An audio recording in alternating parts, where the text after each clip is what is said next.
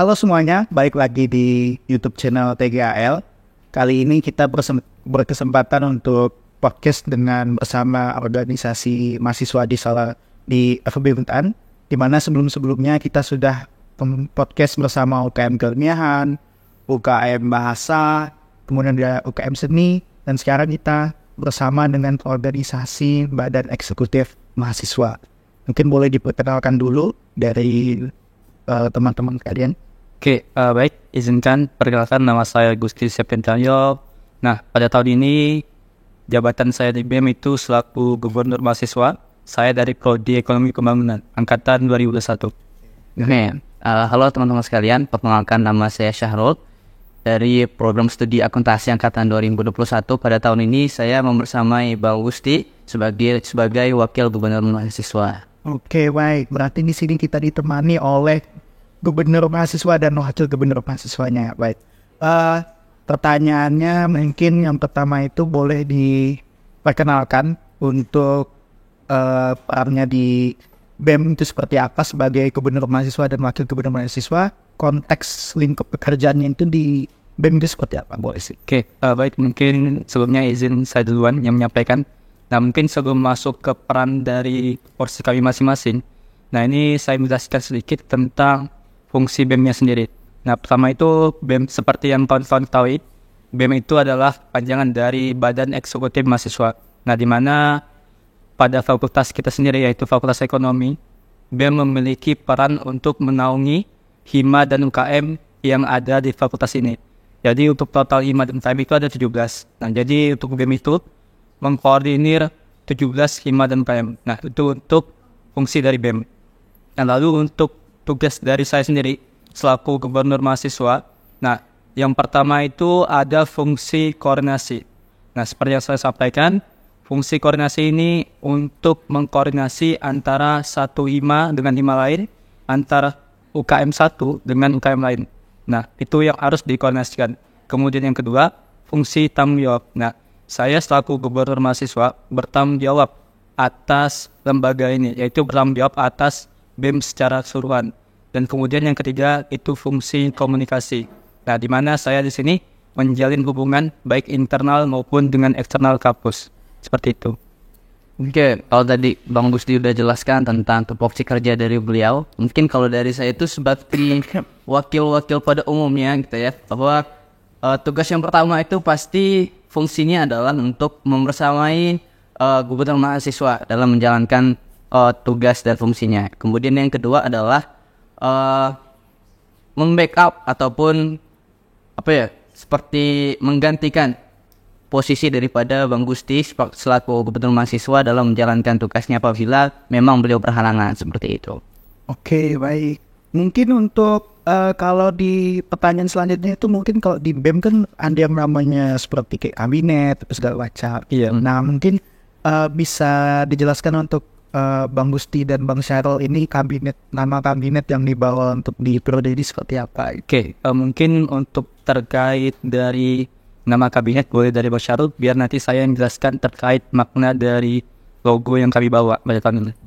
Oke, jadi makasih Bang Gusti. Jadi pertanyaannya kabinet yang kami bawa. Nah, jadi sebelum kami itu memulai sebuah periode dalam sebuah organisasi, dalam hal ini BEM, itu kami membawa sebuah kabinet namanya adalah Kabinet Integritas. Nah, kenapa namanya Kabinet Integritas?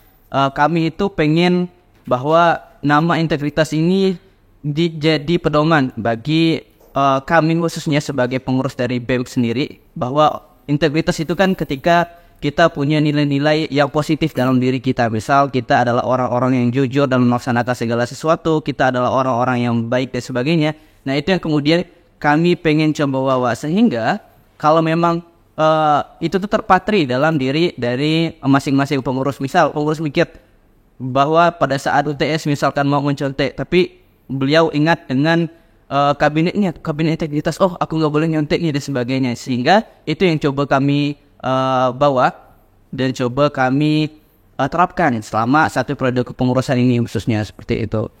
Ini Bang Gusti. Oke, mungkin terkait dari nama kabinet sudah dijelaskan tadi. Nah, mungkin untuk logo kabinet kami sendiri, nah mungkin ini ada di baju saya. Nah, itu seperti kopak bunga. Nah, di sini ada arti dan makna. Nah, di mana karena kami membawa nilai-nilai integritas atau nilai-nilai kebaikan, dan di sini juga menjelaskan bahwa awalnya 16 topak bunga ini menjelaskan bahwa kami ini menaungi 16 hima UKM. Nah, namun pada saat perjalanan ada tambahan 1 UKM baru. Nah, kemudian untuk makna berikutnya, di sini logo kami menjelaskan 4 prodi. Nah, ini terdiri dari prodi ekonomi pembangunan, kemudian prodi ekonomi Islam, prodi manajemen, dan prodi akuntansi, di mana ini saling berhubungan antara satu sama lain. Seperti itu. Oke, baik, itu jawabannya untuk kabinet ya. Iya. Oke, tapi sebelum kita masuk ke lebih dalam mengenai BEM, saya penasaran mengenai latar belakang dari Bang Gusti dan Bang Syahrul. Nih, Bang Gusti dan Bang Syahrul kan berarti semester 7. Iya. Nah, berarti memang dimulai dari maba, pernah jadi maba istilahnya kan. Ada nggak sih kepikiran kalau semester 7 itu bakalan naik jadi ketua BEM dan wakil gitu? Dan apa sih yang melatar belakangi dari Bang Gusti dan Bang Syahrul tuh kayak, ini harus dilanjutkan ke generasi dari kepengurusan BEM, dan apa yang membawa Bang Gusti sampai Bang Syahrul tuh di sini itu? Apakah dan juga apa juga udah kenal sebelumnya sampai lanjut di BEM atau gimana? Boleh diceritakan? Oke, mungkin izin dulu ya. Oke. Saya untuk menjelaskan sedikit tentang perjalanan saya, mulai dari ketika saya maba hingga sekarang. Nah, untuk yang pertama itu, ini dimulai pada saat saya SMA kelas 3. Nah, di mana saya diajarkan untuk membuat plan. Nah, plan ini saya buat kurang lebih 3-5 tahun ke depan. Nah, pada saat saya maba, saya memang sudah tertarik untuk ikut organisasi pada saat itu. Nah, organisasi pertama yang saya ikuti itu adalah FKM ILT-SOT. Nah, itu adalah UKM keagamaan. Nah, kemudian juga selain saya ikut UKM keagamaan, nah pada saat itu juga saya dihimpun oleh Himpunan Mahasiswa Ekonomi Pembangunan, karena saya dari Prodi Ekonomi Pembangunan. Dan di situ juga saya sebagai staf eksternal atau bisa dibilang humasnya. Nah, itu awal perjalanan pada saat periode pertama saya organisasi. Nah, kemudian pada saat periode kedua, nah di situ saya memutuskan untuk memilih salah satu organisasi. Nah, saya di situ lebih memilih untuk melanjutkan kepengurusan saya di HIMEPA atau di himpunan. Nah, di situ saya juga mendapatkan amanah sebagai ketua umum, kurang lebih menjalankan satu periode itu selama 1 tahun. Nah, pada saat perjalanan juga, saya rasa untuk perjalanan dan tanggung jawab di fakultas ini, jika diberhentikan itu bisa dibilang sia-sia gitu. Nah, maka dari itu saya kepikiran saat itu untuk melanjutkan perjuangan dan juga tertarik untuk mengikuti organisasi itu sampai ke tingkat badan eksekutif mahasiswa. Dan itu juga sudah saya rencanakan di plan saya yang awalnya untuk masuk organisasi, kemudian menjadi ketua apa, dan kemudian melanjutkan ke BEM. Itu kalau dari saya. Bang Syahrul?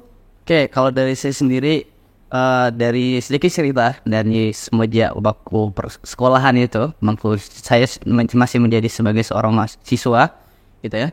Saya memang orangnya gemar dalam hal organisasi. Di SMA itu ekstrakurikuler yang tidak saya ikuti dari 7 ekstrakurikuler yang tersedia di sekolah SMA saya itu cuma 1 yang saya nggak ikuti. Jadi memang dari awalnya itu memang gemar sangat dengan organisasi, dan ini coba saya lanjutkan ketika saya berkuliah seperti itu. Nah, pada awal masa perkuliahan itu saya sempat bertanya-tanya kepada kakak saya, karena kebetulan kakak saya juga dari alumni dari FEB juga. Saya tanya, kira-kira kasih kisi-kisi tentang organisasi-organisasi yang ada di FEB. Nah, ujung-ujungnya saya terpaut kepada 2 organisasi, 2 UKM, 1 UKM dan 1 HMJ, yaitu UKM FKM ILT-SOT dan juga Himpunan Mahasiswa Akuntansi. Ini juga yang membawa saya sampai 1 periode kepengurusan sampai selesai. Tentu banyak pelajaran yang saya dapatkan dari kedua organisasi tersebut. Kemudian di tahun kedua, di tahun ketiga bisa dibilang gitu ya, saat saya berkuliah, ternyata saya dipilih, diamanahkan jadi ketua umum dari FKM ILT-SOT. Itu sebuah UKM keagamaan tadi seperti yang disampaikan Bang Gusti. Jadi kami sebetulnya Betul nih. ya Ya betul kan. Liburan satunya. ya Bang Musni jadi ketua himpunan, saya jadi ketua UKM keagamaan. Dan tentu itu yang coba coba saya maksimalkan gitu peran saya. Dan saya melihat bahwa saya punya prinsip bahwa ketika kita itu ingin menyebarkan kebaikan, maka salah satu caranya adalah dengan bergabung pada salah satu organisasi yang tertinggi. Dan dalam kampus ini, dalam Fakultas Ekonomi dan Bisnis tentunya, ketika kita pengen menyebarkan kebaikan itu, salah satu ladangnya adalah di Badan Eksekutif Mahasiswa yang tentunya menaungi seluruh prodi yang ada di FEB. Nah itu, jadi itu alasan saya kenapa saya mau bersama Bang Gusti, karena kami ingin ingin membuat FEB itu lebih baik, ingin menebarkan kebaikan itu lebih luas lagi kepada seluruh lapisan yang ada di FEB itu sendiri. Seperti itu Bang Agil. Baik, terima kasih Bang Gusti dan Bang Syarul. Jadi menarik ya, jadi Bang Gusti dan Bang Syarul ini sama-sama dari pernah di FKM Altisot dan juga pernah di masing-masing himpunan. Ya, Juga pernah menjadi ketua umum pada masanya, dan sekarang mereka menjadi ketua dan wakil ketua. Oke, baik. Kemudian untuk di BEM ini sudah berapa lama berjalan periode ini? Untuk periode kami itu kurang lebih sudah 4 bulan berjalan. 4 bulan saja. Iya, kurang lebih. Baik. Karena ini terhitung sejak kami terpilih pada saat pemirama hingga sekarang. Oke, baik. Dan untuk mungkin bisa dijelaskan untuk tantangan yang dihadapi selama ini tuh apa aja gitu. Padahal baru beberapa bulan dan mungkin ada tantangan yang baru dihadapi gitu. Perbedaan dari UKM ataupun himpunan gitu, perbedaan. Oke, mungkin boleh Bang Syarul? Oke, jadi kalau kita berbicara tentang himpunan ataupun UKM, tentu berbeda dengan Badan Eksekutif Mahasiswa. Ketika kita menjadi seorang ketua di himpunan ataupun UKM, kita hanya berfokus kepada organisasi itu saja gitu. Berbeda dengan ketika kita jadi Badan Eksekutif Mahasiswa, tentu pikiran kita itu, prioritas kita itu adalah seluruh KM yang ada di FEB Untan. Lebih luas itu. Ya, lebih luas. Jadi memang salah satu tantangan adalah ketika organisasi ataupun UKM HMJ yang kita naungi ini sering terjadi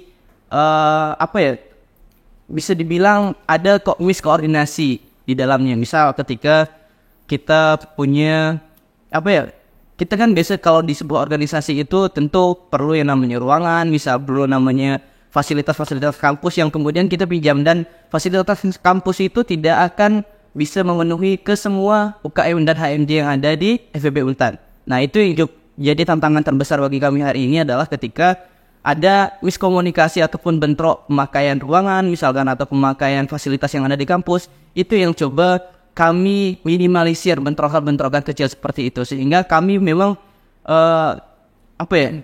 pengen buat FEB Untan itu seluruh bagian ataupun seluruh lapisan yang ada di dalamnya itu bisa bersinergi dengan baik. Dan salah satunya adalah ketika kami coba untuk menertibkan daripada UKM dan HMJ yang ada di FEB Untan seperti itu. Oke, baik. Bang Gusti, apakah ada tambahan? Mungkin tadi dari si Bang Syarul itu terkait dari internal FEB sendiri ya, terkait antar BEM dengan ormawa yang ada di FEB. Nah mungkin kalau dari saya ini dari sisi eksternalnya. Nah mungkin seperti yang kawan-kawan tahu bahwa BEM merupakan salah satu lembaga tertinggi selain dari DPM. Nah, di mana fokusnya bukan hanya ke internal, tetapi juga di eksternalnya. Nah, mungkin juga sebagai dari tugas saya, nah selain harus menjaga hubungan internal yang baik, kami juga harus menjaga hubungan eksternal. Karena seperti yang kita tahu, di Untan ini ada banyak fakultas. Dan juga BEM antara fakultas satu dengan fakultas yang lainnya, itu harus saling berhubungan antar satu dengan yang lainnya. Dan juga seperti yang kemarin, nah di mana BEM juga harus mengawal isu. Nah di mana sempat kemarin kami turun ke jalan, juga kami sempat konsolidasi dengan beberapa fakultas dan beberapa organisasi di luar. Nah itu juga merupakan tantangan bagi kami. Nah karena apa? Karena seperti yang diketahui, kita basicnya ekonomi. Nah cuman ketika ada isu di luar dari bisa dibilang pemahaman kami, nah kami dituntut untuk harus juga bisa andil di situ. Nah mungkin itu terkait tantangannya. Baik, tantangannya berarti ada di internal dan juga maupun eksternal. Iya betul. Tapi dengan adanya tantangan itu kan tidak buat kita untuk nyerah. Iya. Betul. Kita harus hadapi untuk menjadi hal yang lebih baik ke depannya. Iya. Oke, baik. Kemudian mungkin untuk proyek utama dari BEM tahun ini yang baru ya. Oke. Mungkin ada inovasi terbaru, dan juga boleh sekalian dijelaskan di BEM periode ini ada berapa bidang gitu, bidang atau departemen ya dibanyak? Iya, departemen. Arti mungkin itu boleh Oke, mungkin saya izin ya. Nah, mungkin ini maksud dari Bang Agil nih terkait dari program kerja unggulan yang kami bawa. Nah, antara Gupma dan Maguma. Nah, mungkin di sini saya menjelaskan terkait program kerja unggulan. Nanti biar Bang Syarul terkait dengan departemen yang kami buat pada tahun ini. Nah, untuk pada tahun ini, kami membawa 5 program kerja unggulan. Nah, program kerja unggulan ini kami bawa pada saat kami kampanye. Nah, jadi program kerja ini bukan kami buat setelah kami terpilih, tapi ini memang dari sebelum kami udah harus merancangkan program kerja ini. Nah, yang pertama itu yang baru itu adalah sekolah Mawapres. Nah, seperti teman-teman tahu, harapan kami ketika kami melaksanakan program kerja sekolah Mawapres ini, nah, kami berfokus untuk meningkatkan prestasi akademik maupun non-akademik bagi mahasiswa di FEB. Nah, dalam program kerja Mawapres kami terdiri 3 rangkaian. Yang pertama itu sekolah Mawapres untuk organisasi. Jadi fokus kami itu kepada program PPK Ormawa. Nah, kami ingin organisasi yang ada di FEB ini memiliki prestasi. Nah, tidak hanya mereka hanya berfokus untuk mengurus organisasi, tetapi tidak ada prestasi. Dan juga ini harapannya supaya mereka bisa mengimbangi antara kuliah, organisasi, dan prestasi. Kemudian yang kedua, itu rangkaiannya ada program kerja dari kementerian. Nah, ini kami akan menghadirkan mahasiswa-mahasiswa yang pernah mengikuti beberapa program dari kementerian.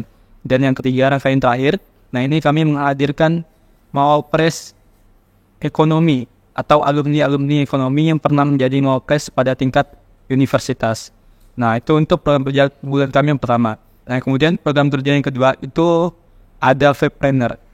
Nah, karena tidak basicnya anak ekonomi, nah maka ini kami hadirkan sebagai jawaban atas permasalahan yang ada di ekonomi. Nah, di sini untuk sekarang kami sudah mendata terkait dari mahasiswa FEB yang memiliki bisnis. Nah, nanti akan ada mentoring dan kemudian tindak lanjut dari mentoring itu mereka dimudahkan bisnisnya, mereka buat bisnis dan akan dipamerkan pada saat expo. Nah, untuk program kerja yang ketiga itu ada BEM Beramal. Nah, ini mungkin seperti biasa ya, bahwa BEM ini juga harus punya jiwa sosial untuk beramal.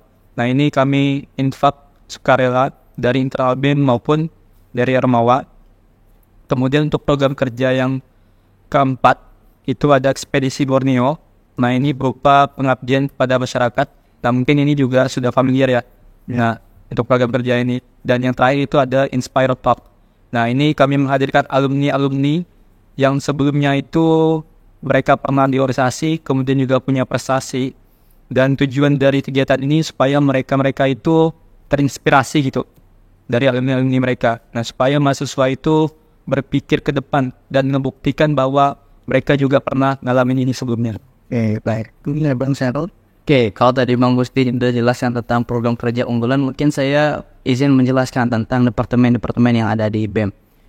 Untuk di tahun kami, di Kabinet Integritas itu ada 10 departemen. Nah, kalau di periode sebelumnya, itu hanya 9 departemen. Kami menambah 1 departemen baru, yaitu Departemen Ekonomi Kreatif. Nah, hal ini kenapa kami membuat departemen baru gitu ya? Karena berasal dari diskusi kami berdua sebelum mengajukan diri sebagai Guma dan Maguma, kami punya keresahan yang sama. Pertanyaannya adalah ketika kita nih dari Fakultas Ekonomi dan Bisnis, tapi kita nggak punya sebuah departemen yang bisa mewadahi itu gitu lah. Nah, itu jadi dari keresahan itu kami coba membawa ingin membawa sebuah perubahan, menambah sebuah departemen baru yang berkaitan dengan ekonomi kreatif tentunya, dan juga tadi seperti yang salah satu programnya adalah Vpreneur. Kita coba meng-hire beberapa usaha-usaha yang dipunya sama mahasiswa-mahasiswa yang ada di FEB Untan, kemudian kita mentoring beberapa pertemuan, habis itu kita adakan expo buat mereka mencoba untuk mendagangkan hasil dagangan ataupun usaha yang mereka punya. Jadi kami rasa itu sebagai salah satu solusi bagi kita hari ini bahwa anak-anak dari Fakultas Ekonomi dan Bisnis itu ternyata punya wadah gitu. Kalau memang punya usaha, memang mau belajar menjadi seorang pengusaha, itu punya wadah di Badan Eksekutif Mahasiswa, sehingga mereka tuh merasa bahwa BEM ini aware sama mereka, peduli sama mereka. Nah, itu jadi harapan kami, sehingga kami berharap bahwa dengan adanya departemen baru ini kemudian kami bisa membantu daripada mahasiswa-mahasiswi dalam menyediakan wadah buat mereka semua. Seperti itu Bang Ami. Oke, sangat banyak sekali nih teman-teman yang dihadirkan oleh BEM periode kali ini, dan juga mereka menghadirkan departemen baru ekonomi kreatif, dan banyak sekali program kerja unggulan yang bermanfaat bagi teman-teman juga khususnya. Untuk pesertanya mungkin ini umum atau hanya untuk FEB saja? Untuk pesertanya mungkin karena kami BEM fakultas, kami hanya fokus ke FEB. Nah, karena memang itu tadi untuk menjawab keresahan-keresahan masalah-masalah yang ada di ekonomi. Oke, jadi biar lebih terfokus ya Iya. di anaknya betul itu ya.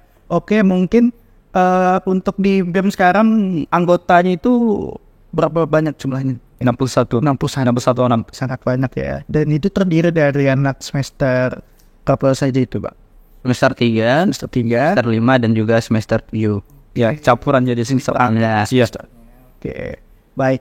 Mungkin terakhir mungkin boleh dari Bang Gusti atau dari Bang Syarul, atau boleh nanti gantian, untuk harapan kalian untuk mahasiswa-mahasiswa yang saat inilah, khususnya para maba yang terketahui masih belum tahu untuk jadi dirinya nih, menentukan di organisasi yang mana nih gitu. Dan juga organisasi ini sebenarnya penting atau enggak sih, karena juga banyak dari mereka tuh yang menganggap kalau organisasi itu hanya sebuah ngikut rapat, dan juga ini mengganggu perkuliahan mereka gitu. Betul. Tapi kan yang sebenarnya kita tahu di organisasi juga banyak manfaatnya, mungkin ini dijelaskan ya Bang Gusti dan Bang Syarul. Oke, gimana? Mau duluan? Boleh. Jadi pertama, kalau harapannya buat mahasiswa-mahasiswi yang ada di FEB Untan, tentu kita berharap bersama bahwa teman-teman sekalian tahu gitu, kalau kuliah ini harus ngapain sih. Kalau kuliah ini kita ini bawa amanah yang sangat besar dari orang tua kita. Jadi sebisa mungkin kita itu harus menyelesaikan tugas perkuliahan kita itu dengan sebaik-baiknya gitu ya, dengan secepat-cepatnya. Kemudian harapannya adalah bahwa kampus ini bukan hanya tempat teman-teman itu mengajar nilai saja, namun teman-teman harus bisa bisa mengembangkan skill teman-teman sekalian di kampus ini gitu. Karena banyak banyak wadahnya gitu ya. Nanti mungkin dijelaskan sama Bang Gusti juga bahwa di FEB ini punya 17 ormawa sendiri gitu. Tentunya dengan fokus yang berbeda-beda. Jadi kalau kawan-kawan punya punya minat dalam hal kepenulisan, ada formasi. Kalau teman-teman punya minat dalam hal yang lainnya, misal seni dan sebagainya, semuanya ada wadahnya di FEB. Tentunya harapannya adalah kita coba memaksimalkan apa yang kita punya, skill yang kita punya itu kita coba maksimalkan seperti itu. Oke, sekian. Bagus nih mungkin. Oke, mungkin dari saya juga kurang lebih seperti yang disampaikan Bang Syarul ya.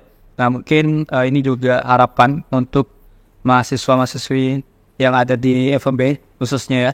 Nah, ini untuk angkatan atas maupun untuk mahasiswa baru yang mungkin kedepannya akan bergabung ke organisasi. Nah, catatan yang pertama, mungkin kawan-kawan semua melihat di luar sana atau di media sosial yang saat ini mungkin bisa dibilang tengah ramai, bahwa banyak stigma buruk tentang organisasi. Nah, catatan penting bahwa perlu diketahui, baik buruknya organisasi itu bukan salah organisasi, karena organisasi ini hanya wadah. Tapi baik dan buruknya organisasi ini tergantung kepada siapa yang menjalankannya. Nah, itu catatan yang harus teman-teman ketahui. Nah, maka dari itu, dengan ini ya, kami yang pernah merasakan di UKM, IMA, kemudian lanjut ke BEM. Nah, kami ini banyak merasakan manfaat dari mengikuti organisasi. Nah, jadi harapannya teman-teman ketika masuk ke dunia perkuliahan yang bisa dibilang untuk S1 ini ya, tidak bisa kita ulang 2 kali. Nah, suasananya beda.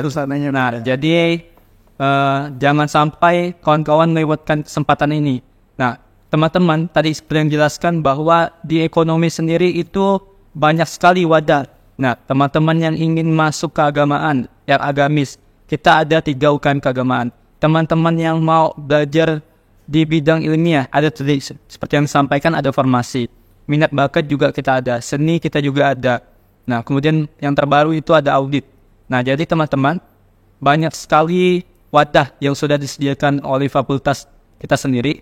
Nah, maka teman-teman harapannya tadi ya, memang kuliah itu penting, tapi yang tidak kalah penting itu bagaimana kita memanfaatkan waktu sama kuliah dan juga mengambil pengalaman. Nah, ini akan meningkatkan kapasitas kita, kemudian menambah value atau nilai tambah dari diri kita sendiri. Nah, mungkin itu yang dapat saya sampaikan. Oke, baik. Sudah dijelaskan tuh dari Bang Gusti maupun Bang Syarul. Betul, dari kata Bang Gusti dan Bang Syarul untuk teman-teman. Kita itu tidak hanya mendapatkan pelajaran di kelas saja, tapi kita bisa mendapatkannya di organisasi. Dan kalau kita bisa mengejar dengan prestasi juga, organisasi dan juga perkuliahan, kenapa tidak gitu? Kita bisa menjalankannya bersama-sama kan? Iya, betul. Dan juga mungkin kalau di teman-teman di perkuliahan, di kelas itu hanya belajar tentang teori, tapi di organisasi itu menurut saya adalah salah satu kita untuk mengimplementasikan teori yang kita dapat untuk berbagi, memberikan manfaatnya kepada masyarakat yang lebih luas. Oke, mungkin hanya sekian untuk podcast kali ini. Saya ucapkan terima kasih kepada Bang Gusti dan Bang Syarul sudah menyempatkan waktunya untuk hadir dalam podcast kita kali ini. Saya ucapkan terima kasih dan juga jangan lupa like, komen, dan subscribe untuk channel TGAL. Sampai jumpa kembali.